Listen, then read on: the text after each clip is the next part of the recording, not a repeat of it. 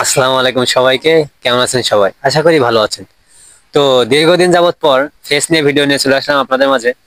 তো এতদিন যাবত ইউটিউব চ্যানেলে ভিডিও দিয়েছি যেগুলো ফেস বাদে শুধুমাত্র ভয়েস ওভার দিয়েছিলাম কবুতর পালন সম্পর্কে।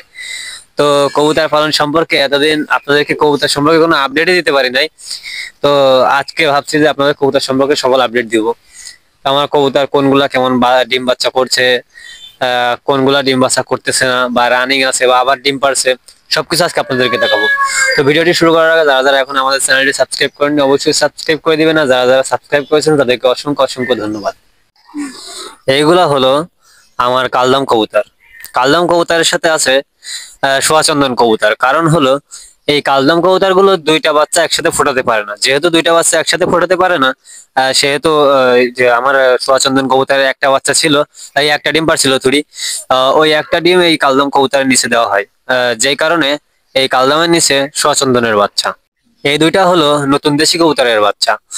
এই দেশি কবুতর গুলা প্রচুর পরিমাণে ডিম বাচ্চা করে, কিন্তু এর মা বাপ দুইটাই ফুল সাদা হলেও এইগুলো এই বাচ্চাগুলো একটা ফুল সাদা হয়েছে আর একটার কালার অন্যরকম হয়েছে, যেটা আপনারা ভিডিওর ভিতরে দেখতে পারতেছেন।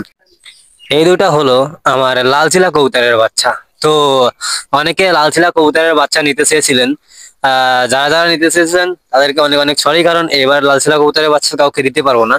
কারণ প্রথম লালচিলা কবুতর জোড়া আমি রেখে দিব, এ কারণে কাউকে লালচিলা কবুতরের বাচ্চা দিতে পারবো না।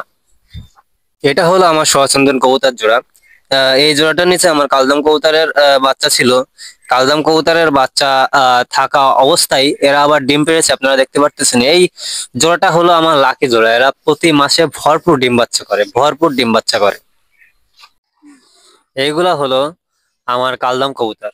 কালদম কবুতরের সাথে আছে সোয়াচন্দন কবুতর। কারণ হলো এই কালদম কবুতর গুলো দুইটা বাচ্চা একসাথে ফোটাতে পারে না। যেহেতু দুইটা বাচ্চা একসাথে ফোটাতে পারে না, সেহেতু এই যে আমার সোয়াচন্দন কবুতরের একটা বাচ্চা ছিল, তাই একটা ডিম পারছিল থুড়ি। ওই একটা ডিম এই কালদম কবুতরের নিচে দেওয়া হয়, যেই কারণে এই কালদমের নিচে সোয়াচন্দনের বাচ্চা। এটা হলো আমার কালদম কবুতরের বাচ্চা। এর জোড়া, এর পাশের খোপের দিকে ঘোরাও, এটা হচ্ছে ওর জোড়া। আর ওইটা কালদম কবুতরের বাচ্চা একদম কালদমের মতো এসেছে, কিন্তু এই পাশে যেটা আছে ওইটা আপনার একদম সিলভার গলা যে কবুতর ওইটার মতো এসেছে।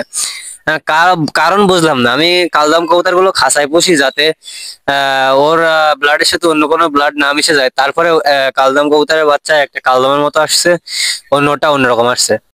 আজকের ভিডিওটি পর্যন্ত। ভিডিওটি ভালো লাগলে অবশ্যই আমাদের চ্যানেলটি সাবস্ক্রাইব করে দিবেন। নিত্য নতুন আরো কবুতর সম্পর্কে এরকম ভিডিও পেতে হলে অবশ্যই কমেন্ট করবেন। সবাই ভালো থাকবেন, সুস্থ থাকবেন। আল্লাহ হাফেজ। তো পরবর্তী আপডেট দেখার জন্য আমাদের চ্যানেলটি সাবস্ক্রাইব করে রাখুন।